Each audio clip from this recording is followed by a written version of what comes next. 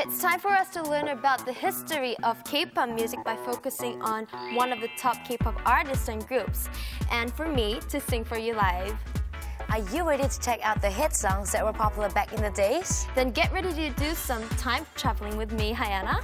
And me, Tasha from Scarf. It's time for Born to Rock the Mic.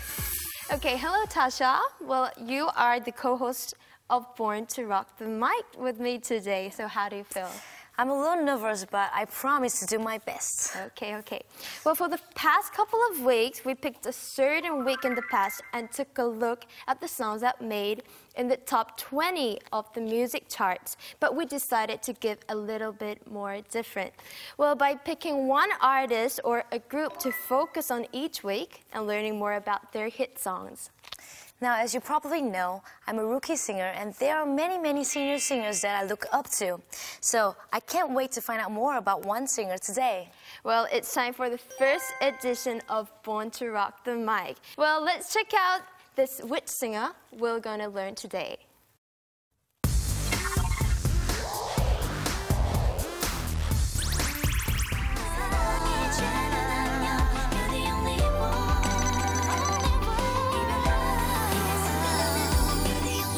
So the first singer we'll be focusing on today is none other than the star of Asia, BoA, who made her debut 13 years ago. BoA! I really love and respect her, and I'm sure many other stars do look up to her too. Well, I agree to you with that one. Well, she's one of the top solo female artists in Korea who's been dominating the music scene since her debut 13 years ago. And now, why don't we take a look at her songs that became huge hits? How about we start with her debut album that was released in 2000.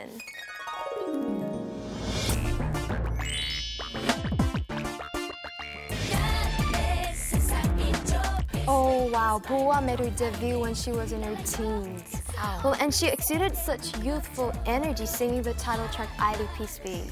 And BoA took part in an audition that was held by SM Entertainment in 1998. And her talent and star quality was recognized, and she was recruited by the agency. And she received intense vocal and dance training 3 years before finally making her debut in 2000. Wow, she also received Japanese and English lessons to prepare herself for her overseas debut.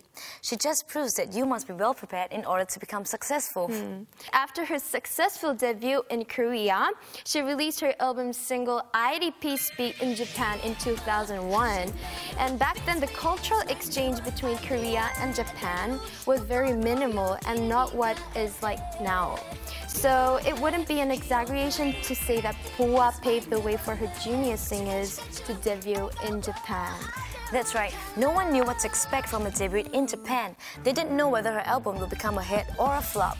But her first studio album, Listen to My Heart, became the first album by a Korean singer to top the Oricon album chart, selling over 1 million copies. Yes, and after this incredible achievement, BoA returned to the K-pop scene with her second studio album in 2002. So let's take a look.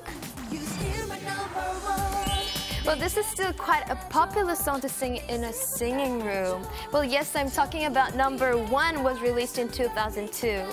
Because of a huge success in Japan, BoA drew even more attention in Korea. And her second album, Number One, became a huge hit, selling about 540,000 copies in 2002. And Tasha, can I ask you a question?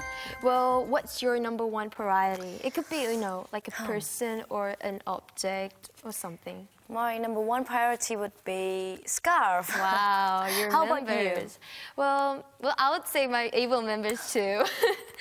Well, actually, the ballad piece, Waiting, was quite popular as well. And after promoting her second studio album, BoA released a special album titled Miracle, which consisted of her Japanese singles that were translated into Korean. So let's take a look at this album too. I love this song too. It was a best-selling single to date, and it was hugely popular in Japan and Korea. I heard that you are gonna sing Valentine for us. I can't wait to hear it. Well, I decided to sing this song, which is probably very meaningful for BoA, and here it goes.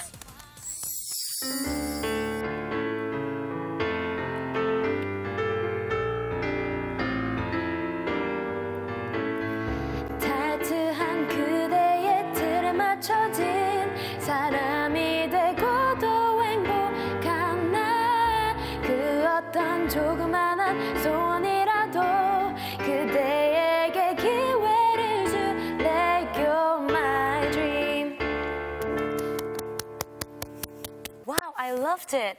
I love you. how you sang this song. Well, thank you, thank you. Well, now let's move on to her next album. It's her third studio album, Atlantis Princess. Of all the albums released by BoA, this particular album contains the brightest and most cheerful songs. That's why her fans call this album the BoA's Bright Album. So now let's move on to BoA's fifth album. Actually, her fifth album released in 2005 was Girls on Top. And the title track of the same name was an intense dance song with a warning message against guys who think men are superior to women. And the choreography caused a sensation as well. That's right. Well, she climbed onto the back of the male dancer in the later half of the song, right? And that totally went well with Girls on Top. And now, Tasha, well, what kind of guy do you dislike the most? Oh, I dislike guys who lie a lot. Oh, what about you? Well, I dislike guys who are impolite. Yeah, who are really rude. I don't really like them. Well, to all our male viewers, I hope you take a note of what we just said. Well, don't do the things we just mentioned and you'll be loved by the ladies. You'll sing one of these songs for us, right? Of course. Well, I'll sing Atlantis Princess for you.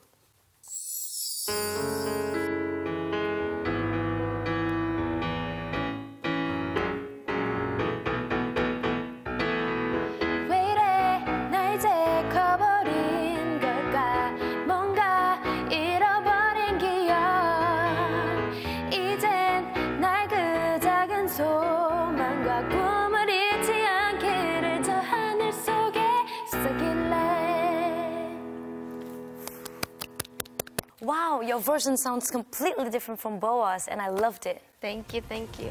Well, anyways, getting back on track, BoA soared to the top with this album, with many of the tracks becoming hits like Moto and Guarded in the Air. Well, this is also when she started getting ready to debut in the mainstream music industry in the US. That's right, she worked on her album while being active in Japan. And finally, she released her debut album in the US, titled BoA, in March 2009. And before the release of her album, she had released her first single, Eat You Up, in October 2008. And it reached 8th place on Billboard's Hot Dance Club Play chart. But unfortunately, it wasn't as successful as everyone had anticipated. But you know, at least she tried, you know, and that's what counts, right? Now let's take a look at BoA's latest album in her 7th studio album, released in July 2012. Well, the title track of her 7th album was the R&B song with a medium tempo, Only One, and this was quite a special song. Yes, BoA actually personally wrote the lyrics and composed the music to this song. This was her first time promoting the song, and she wrote and composed as a title track. Yes, and in the music video, she appeared alongside the heartthrob Yoo In. And Tasha, is there an actor you like to portray a couple with in a music video? You know, I recently watched G.I. Joe 2, so I really love to portray a couple with Lee Byung-hun. Oh, Lee Byung-hun. How about you? Well, I'm a huge fan of Yoo Seung-ho. Yeah, so if I have an opportunity to portray a couple with him, I would love to. Wow. Anyways, well, BoA also wowed everyone with the highly difficult dance moves she did with male singers on stage. That's right. She performed with Taemin of SHINee, Super Junior's Eunhyuk, TVXQ's Yuno, and EXO-K's Sehun. Yes, and now BoA recently held a concert in Korea for the first time in her career. She held many concerts in Japan and overseas, but never in Korea. So it was very meaningful and quite overwhelming for her and her domestic fans. The tickets to her concert, BoA's Special Live 2013, Here I Am, were sold out almost immediately, proving her unwavering popularity. That's right, and that's why she decided to do an audition concert. Well, it just shows you how much her domestic fans have been waiting for her concert. She performed Disturbance, which she personally wrote and composed at the concert first time. Prior to the concert, the photo of her and Chinese Taemin had become a hot issue. Yes, and she acted as a couple with 10 men in her music video for Disturbance. And she was looking for a male actor with an innocent yet masculine, appeal. And people recommended Taemin. Why don't we check out the music video for Disturbance? The sweet romantic scenes are bound to bring a smile to your face. We'll be right back after this. DJ, hit it!